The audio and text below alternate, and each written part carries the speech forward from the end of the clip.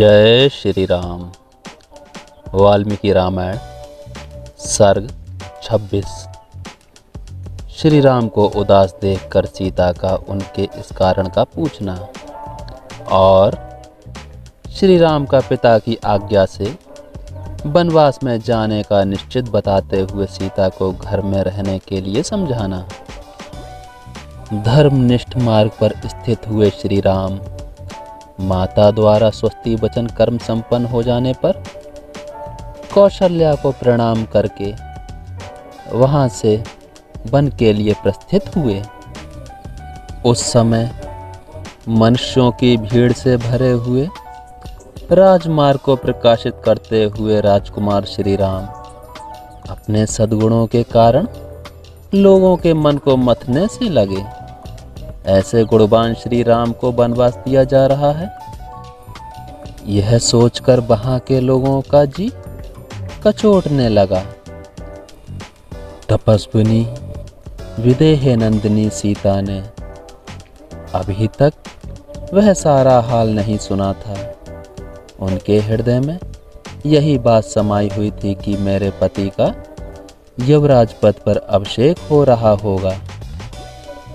विदेह राजकुमारी सीता समय कर्तव्यों तथा राजधर्मों को जानती थी, अतः देवताओं की पूजा करके प्रसन्न चित्त से श्री राम के आगमन की प्रतीक्षा करती रहीं। इतने में ही श्री राम ने अपने भली भांति सजे सजाए अंतःपुर में जो प्रसन्न मनुष्यों से भरा हुआ था उसमें प्रवेश किया। उस समय लज्जा से उनका मुख कुछ नीचा हो रहा था।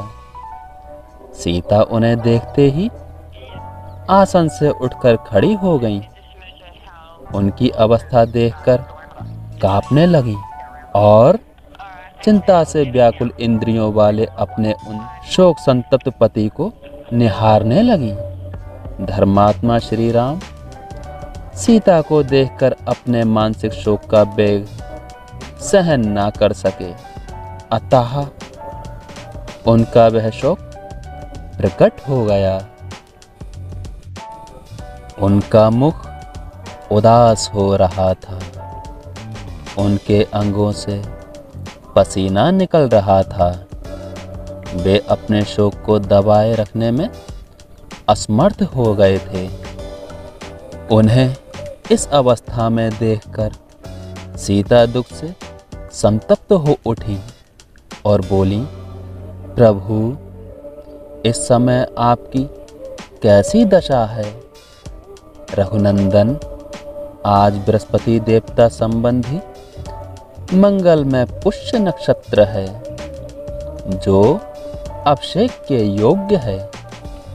उसी पुष्य नक्षत्र के योग में विद्वान ब्राह्मणों ने आपका अभिषेक बताया है। ऐसे समय में जबकि आपको प्रसन्न होना चाहिए था, आपका मन इतना उदास क्यों है? मैं देखती हूँ इस समय आपका मनोहर मुख जल के फेन के समान उज्ज्वल तथा 100 तलियों वाले श्वेत छत्र से आच्छादित नहीं है, अतएव अधिक शोभा नहीं पा रहा है। कमल जैसे सुंदर नेत्र धारण करने वाले आपके मुख पर चंद्रमा और हंस के समान श्वेत वर्ण वाले 2 श्रेष्ठ चमरों द्वारा हवा नहीं की जा रही है। नरश्रेष्ठ, प्रवचन कुशलवंदी सूत और मागध जन आज अत्यंत प्रसन्न हो अपने मांगलिक वचनों द्वारा आपकी स्तुति करते नहीं दिख रहे हैं। वेदों के पारंगत ब्राह्मण ने आज मूर्धाभिषिक्त हुए आपके मस्तक पर तीर्थोदक मिश्रित मधु और दही का विधि पूर्वक अभिषेक नहीं किया।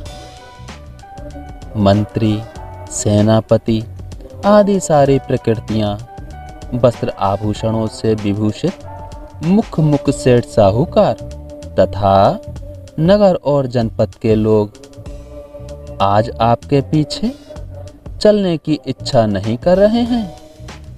इसका क्या कारण है? सुनहरे साजबाज से सजे हुए 4 वेगशाली घोड़ों से जुता हुआ श्रेष्ठ पुष्परथ आज आपके आगे आगे क्यों नहीं चल रहा है? वीर, आपकी यात्रा के समय समस्त शुभ लक्षणों से प्रशंसित तथा काले मेघ वाले पर्वत के समान विशालकाय तेजस्वी गजराज आज आपके आगे क्यों नहीं दिखाई देता है? प्रिय दर्शन वीर, आज आपके स्वर्ण जटित भद्रासन को सादर हाथ में लेकर अग्रगामी सेवक आगे आगे जाते क्यों नहीं दिखते हैं? जब अभिषेक की सारी तैयारी हो चुकी है, ऐसे समय में आपकी यह क्या दशा हो रही है? आपके मुख की कांति उड़ गई है। ऐसा पहले कभी नहीं हुआ था। आपके चेहरे पर प्रसन्नता का कोई चिन्ह दिखाई नहीं पड़ता है। इसका क्या कारण है? इस प्रकार विलाप करती हुई सीता से रघुनंदन ने इस प्रकार कहा, सीते, आज पूज्य पिताजी मुझे वन में भेज रहे हैं। महान कुल में उत्पन्न, धर्म को जानने वाली तथा धर्मपरायणे जनक नंदिनी, जिस कारण यह वनवास मुझे आज प्राप्त हुआ है, वह क्रमशः बताता हूँ।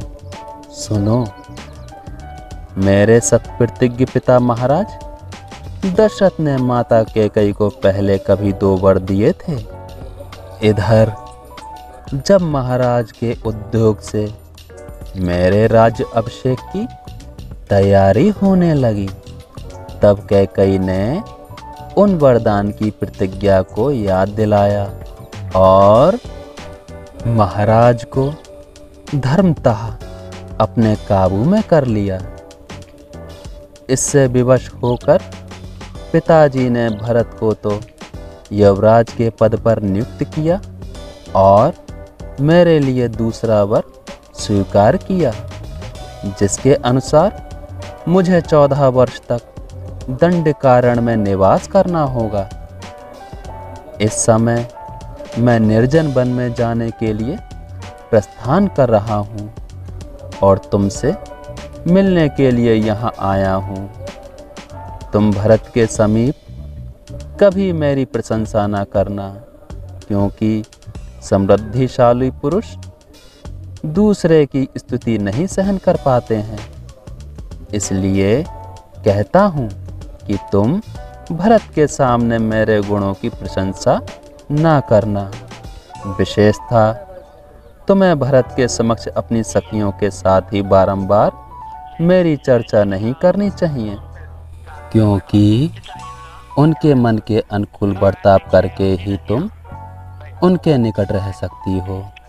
सीते, राजा ने उन्हें सदा के लिए युवराज पद दे दिया है, इसलिए तुम्हें विशेष प्रयत्न पूर्वक उन्हें प्रसन्न रखना चाहिए, क्योंकि अब वे ही राजा होंगे।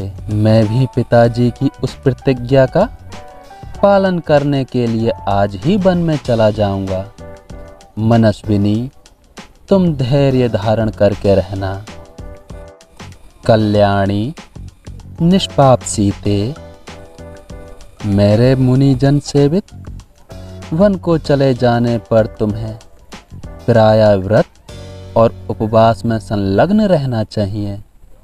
प्रतिदिन सवेरे उठकर देवताओं की विधि पूर्वक पूजा करके तुम्हें मेरे पिता महाराज दशरथ की वंदना करनी चाहिए।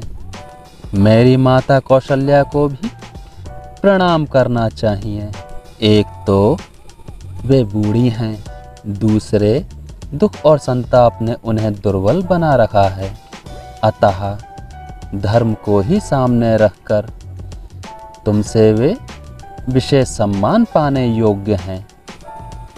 जो मेरी शेष माताएं हैं, उनके चरणों में तुम्हें प्रतिदिन प्रणाम करना चाहिए, क्योंकि स्नेह, उत्कृष्ट प्रेम और पालन पोषण की दृष्टि से सभी माताएं मेरे लिए समान हैं।